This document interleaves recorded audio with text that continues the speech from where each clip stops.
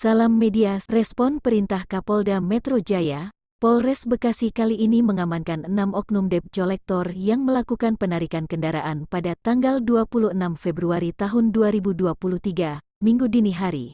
Dilansir dari Instagram @keong Bekasi Kepo, Kasat Reskrim Polres Metro Bekasi, Kompol Gogo Galesung mengatakan, para pelaku diamankan di daerah Tambun, ketika sedang menghentikan sebuah kendaraan roda 4 sekitar pukul 3 waktu Indonesia Barat. Sedangkan untuk kronologi dan detail kasusnya, Gogo Galesung mengatakan akan segera dirilis secepatnya setelah pemeriksaan oleh anggotanya. Bekasi telah mengamankan 6 orang pelaku ya, diduga memaksa atau mengambil atau merampas barang milik seseorang di jalan ya. Dan dia mengakunya sebagai debt collector seperti itu. Ya, jadi saya tegaskan di sini tidak boleh ada ruang premanisme, ruang tindakan-tindakan kasar terhadap masyarakat, ya, khususnya di wilayah hukum Polres Metro Bekasi.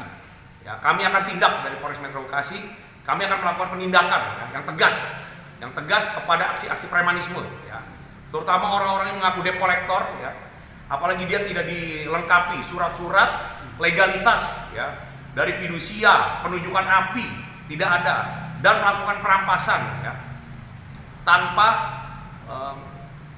tindakan sukarela memberi ya, dari orang tersebut, ya, itu tidak boleh, ya, itu tidak boleh. Ya. Saya katakan tidak boleh, apalagi penarikan di jalan, ya. Dan penarikan ini dilakukan di malam hari, ya, di malam hari pukul 3 dini hari.